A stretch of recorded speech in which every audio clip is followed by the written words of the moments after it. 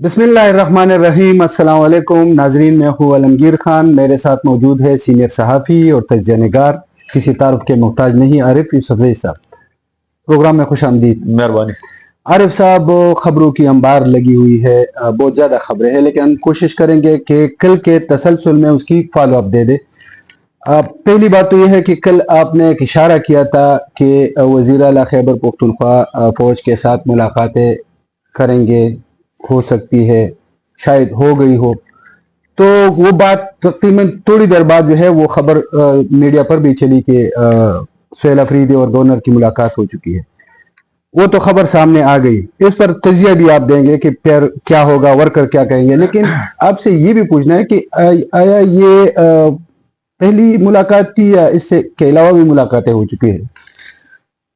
دیکھیں، ایک تو میں نے پہلے بھی کہا ہے کہ سہیل افریدی بطور وزیر اعلیٰ یہاں کے اسٹیک ہولڈرز کے ساتھ ان کی ملاقاتیں ہوں گی، اور کور کمانڈر کے ساتھ دیگر جو ادارے ہیں، اس لیے کہ یہاں پر انٹیلیجنس بیسڈ آپریشنز چل رہی ہیں، صوبے امن و امان کے حالات ہیں، یہاں پر مخصوص حالات ہیں، تو پنجاب اور سندھ کی بنسبت پختونخوا اور بلوچستان میں یہ جو فوج اور سول ایڈمنسٹریشن یا جو حکومت ہوتی ہے ان کے درمیان رابطے ہوتے ہیں، لیکن پی ٹی آئی کارکنان ہے اور پی ٹی آئی ہے، وہ تو اس کو ہضم نہیں کرتی ان چیزوں کو۔ میں نے پہلے بھی کہا تھا کہ اگر بالخصوص کوئی تصویر آتی ہے تو وہ لوگ اس کو ہضم کرنے کی پوزیشن میں نہیں ہیں، حالانکہ ان کو اس کو سمجھنا چاہیے۔ جہاں تک یہ ملاقات کی بات ہے، دیکھیں ہم نے فرینکلی 2 ملاقاتوں کا ہم نے سنا ہے، یہ دوسری تھی، مطلب اس حساب سے جو ہم نے پہلے سنا تھا۔ یہ کچھ پتہ ہے کہ پہلی والی ملاقات کب ہوئی تھی؟ اوت کے کچھ نزدیک ہوئی تھی، پہلے ہوئی وہ تھی؟ کچھ ہمیں پتہ نہیں، اس طرح بتایا گیا تھا کہ جب سہیل افریدی اسلام آباد گئے تھے اور واپس آئے تو وہ سیدھے وہاں پر گئے تھے۔ اب یہ تو سہیل افریدی لوگ اس کی تصدیق کر سکتے ہیں، تردید کر سکتے ہیں کہ اس ملاقات سے پہلے ان کی کور کمانڈر پشاور سے کوئی ملاقات نہیں ہوئی۔ اب جہاں تک اس ملاقات کا تعلق ہے تو کور کمانڈر صاحب آئے تھے اور ان کو مبارکباد بھی دی ہے کہ جو صوبے کے معاملات ہیں، سیکیورٹی اور بالخصوص ایکس فاٹا کے، اس پہ بات ہوئی ہے۔ میں سمجھتا ہوں کہ یہ ملاقات خفیہ رکھ کے بھی تحریک انصاف نے کوئی ٹھیک کام نہیں کیا۔ یہ مبارکباد میں تو ان چیزیں جیسی امور تو ڈسکس نہیں ہوتی، بہرحال انہوں نے ڈسکس کیا ہوگا امن و امان وغیرہ جیسے آپ کہہ رہے ہیں۔ نہیں تو ظاہری بات ہے کہ کور کمانڈر صاحب اور جب وزیر اعلیٰ صاحب بیٹھتے ہیں تو خالی یہ تو نہیں کہ آپ کو مبارک ہو گئے کہ مہربانی اور بس السلام علیکم میں چلا گیا۔ آج انہوں نے خود کہا ہے کہ مطلب مبارکباد کے لیے آئے تھے اور اس طرح کوئی بات نہیں ہوئی، نہیں تو ان کی عمران خان کے ساتھ ملاقات ہو جاتی۔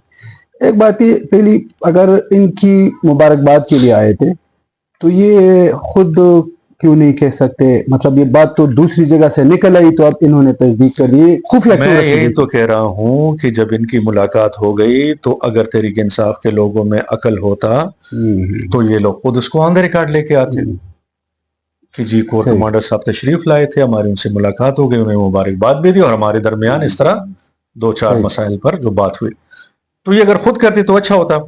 اب انہوں نے تو مٹی پاؤ والے فارمولا اپلائی کیا، انہوں نے تو نہیں بتایا، اس کو خفیہ رکھا۔ کیوں خفیہ رکھا؟ یہ بھی کوئی سہیل افریدی ان لوگوں سے پوچھے۔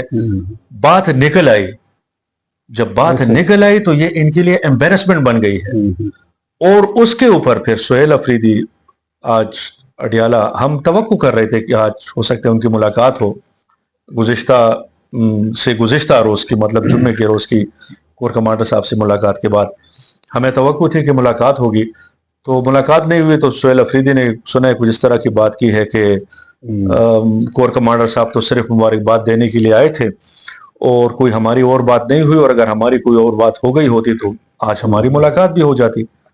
تو میں نے کہا بس ٹھیک ہے، کافی ہے، اپنے اوپر ایک گول کیا، چھپا کے رکھا، اب دوسری وضاحت دے کے ایک اور گول کر لیا، تو میں نے کہا ٹھیک جا رہے ہیں، روزانہ گول کرے جلدی فارغ ہو جائیں گے۔ مطلب اب وہ وضاحتیں دے رہے ہیں، وضاحتیں دے رہے ہیں، کن کو دے رہے ہیں، کیوں دے رہے ہیں، یہ سوال ہے نا، کن کو دے رہے ہیں؟ وہ ہم تو نہیں مانگ رہے ہیں ان سے کوئی وضاحت۔ یہ بھی میں نے آپ کے ساتھ بات کرنی ہے کہ مطلب اگر ہم یہ بات کرتے ہیں، کل بھی ہم نے جو بات کی تھی بہت سخت کمنٹس اس میں بھی آئے ہیں بعض لوگوں کی طرف سے، تو اگر ہم حقیقت سامنے رکھتے ہیں تو یہ لوگ ناراض ہو جاتے ہیں۔ ہم نے یہ نہیں کہا، بلکہ ہم نے کہ ان کی ملاقات نہیں ہونی چاہیے، हम तो बारहा यही कह रहे हैं कि हाँ, मुलाकातें होंगी भी, फिर भी होंगी। मतलब फौज के साथ, अच्छा, कमांडो के अब साथ अगर होनी इनको, चाहिए। अगर किसी को ये मसला है कि ये मुलाकातें भी करें, खुले करें, छुप के करें और हम उस पर बात भी ना करें, नहीं, ये नहीं हो सकता।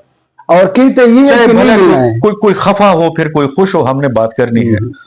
ये इस हकीकत का इदराक कर लें, जो मुलाकातें हमारी बात के ऊपर तो हमारे ऊपर दुश्मन और लान तान करते हैं, और वहां फिर अपना बंदा साथ बैठा और हमारी बातें भी सच साबित हो, तो फिर हम इनसे पूछते हैं कि आप लोग कहाँ खड़े हैं। या तो इस हकीकत को समझ जाएं सही। कि ही Bing chief minister and the core commander, और जो बाकी यहाँ पर एक मैकेनिज्म है, इनकी मुलाकातें होंगी, ये लाजमी बात है, इसमें तो कोई ये दो तो राय नहीं है। एक साइड इसका हो गया, हमने इस पे कोई इतराज नहीं किया। हमारा नहीं एतराज। ये मैं सुहेल अफरीदी की वजाहत पे हैरान हूं कि उन्होंने वजाहत किसको दी है। सही। मतलब पीटीआई कारकुनान, जो मैं कह रहा हूं कि पीटीआई कारकुनान इन मुलाकातों पे बुरा मनाती है, तो उन्होंने वजाहत उन्होंने कारकुनों को वजाहत दी, लेकिन फंस गए। हाँ, तो अब ये आपसे इस पे तजिया आप देंगे कि क्या वर्कर इसको कबूल करेंगे या इस दफा कबूल करेंगे, कुछ चंद दफा कबूल करेंगे, उसके बाद फिर देखें, कल से जब ये बात हुई तो हमने देखा कुछ रिजेंटमेंट कारकुनान का था। तो लेट सपोज सुहेल अफरीदी उस खबर की वजह से थोड़े थोड़े कीचड़ में फंस गए। सही। आज वजाहत दे के अपने आप को ज्यादा कीचड़ में कर लिया, ज्यादा कीचड़ में अब फंस गए हैं। अब इसके बाद कोई और वजाहत दे तो मजीद कीचड़ में तो दस ही जाएंगे आखिर में। आज तो कल भी हमने बात की थी इस हवाले से कि मुजम्मिल कहाँ से आया, बाकी काबीना की इनको इजाजत दी गई है। आज उनकी बहन ने कहा है कि सुहेल अफरीदी को इजाजत है। तो कल मैं क्या कह रहा था? हाँ, तो यही कि उनको इजाजत है। मैंने कल आपको यही बात कही थी कि ये काबीना सुहेल अफरीदी ने बनानी है। इमरान खान अपने एमपीएस को नहीं जानता, ऐसे ही वो कल तक सुहेल अफरीदी को भी नहीं जानता था।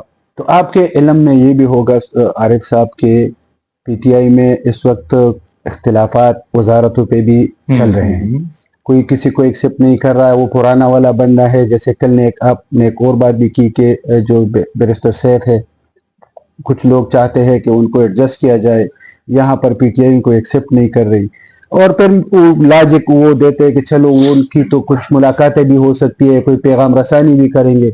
इसके अलावा भी बहुत वज़रा पर इख्तिलाफात हैं। तो अब सुहेल अफरीदी के लिए बहुत मुश्किल नहीं होगा कि किसको रखते हैं, किसको बाहर करते हैं।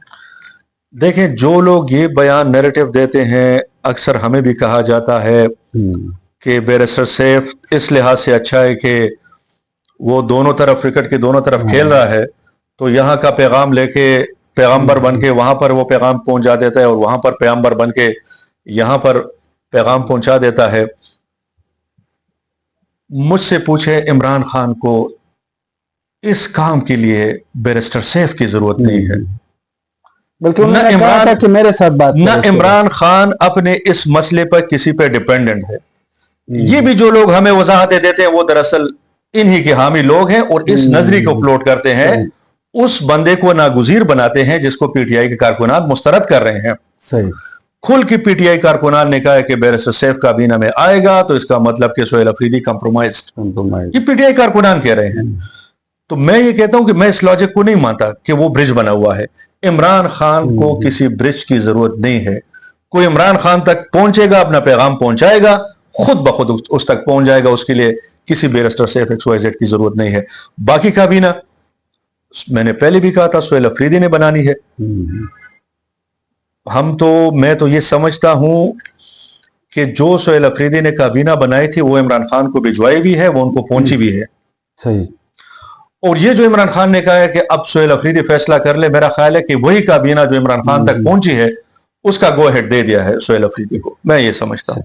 एक मुख्तसर आपसे, जो तुर्की में मुज़ाकरात हो रहे हैं पाकिस्तान और अफगानिस्तान के, मुख्तलिफ खबरें आ रही हैं। दोहा में हुआ, फिर अब इस्तांबुल में 3 दिन तक मुज़ाकरात जारी रहे। मैंने अब देखे मुख्तलिफ मीडिया वो राइटर्स को देखा, अल जजीरा देखा, BBC, मुतज़ाद किस्म की, और कुछ उसमें ठोस कोई चीज़ नहीं है। आप क्या समझते हैं, क्या आपके पास क्या? तो बीच में कोई ठोस चीज है ही नहीं, इसीलिए कोई ठोस चीज कोई बयान नहीं कर रहा। सही। इसका मतलब यही है, मतलब ये बेनतीजा खत्म हो गए मुज़ाकरात। मेरा ख्याल है कि बेनतीजा तो खत्म इसलिए, देखें ये तो एक दौर हुआ था, आप लोगों ने देखा कि दोहा में हुआ, कतर में। हाँ। और कतर में जो बुनियादी बात हुई कि दोनों के दरमियान जंगबंदी हो, जंगबंदी हुई, अमल दरामद भी हुआ। ابھی تک جنگ بندی ہے. پھر بھی کچھ واقعات سامنے آئے. بہرحال جنگ بندی وہ پہ جنگ عمل بندی درآمد. امارت اسلامی کی طرف سے. ہاں اب یہ ہے کہ ایک اگلا دور ہونا تھا جو ورکنگ گروپس کے لیول پر تھا. اب یہ ورکنگ گروپس کے لیول کی بات چیت استنبول میں ترکی میں چل رہی ہے. تو اس میں یہ تھا کہ انہوں نے اپنے ایک دوسرے کے ساتھ کچھ نوٹ شیئر کرنے تھے، اور وہی بنیادی مسئلہ جو پاکستان بارہا ہر فورم پر اٹھاتا ہے کہ امارت اسلامی افغانستان ٹی ٹی پی کو کنٹرول کرنے میں ان کی مدد کرے. تو اگین ظاہری بات ہے کہ وہاں پر بھی یہ دوحہ میں بھی ہوئی اور یہ ترکی میں بھی وہی باتیں ہو رہی ہیں. اس میں دونوں اپنے اپنے موقف کے ساتھ جڑے ہوئے ہیں. صحیح. پاکستان اپنے موقف پہ ڈٹا ہوا ہے اور امارت اسلامی ڈیڈ لاک بھی اسی وجہ سے ہے. اور ڈیڈ لاک ہے، بیچ میں ڈیڈ لاک ہے، راستہ نہیں بن رہا. اب یہ ہونا چاہیے کہ دونوں ممالک کچھ گنجائش نکال کے ایک ایک قدم پیچھے آگے بڑھ جائیں، ایک دوسرے کے لیے صحیح آگے بڑھ جائیں، اور کچھ چیزوں کو فی الحال رکھ کے تھوڑے سے قدم آگے بڑھائیں، اپنے مطالبات سے تھوڑے قدم پیچھے اور آگے کی طرف قدم بڑھائیں. تو پھر میرا خیال ہے کہ نیکسٹ دور اس کا رکھا جائے گا کسی ایک ملک میں، چاہے وہ قطر ہو یا ترکیہ ہو یا ایون سعودی عرب آفر کر سکتا ہے. لیکن گزشتہ روز میں نے ایک بات کی تھی کہ میں پھر بھی اپنی رائے پہ میں قائم ہوں.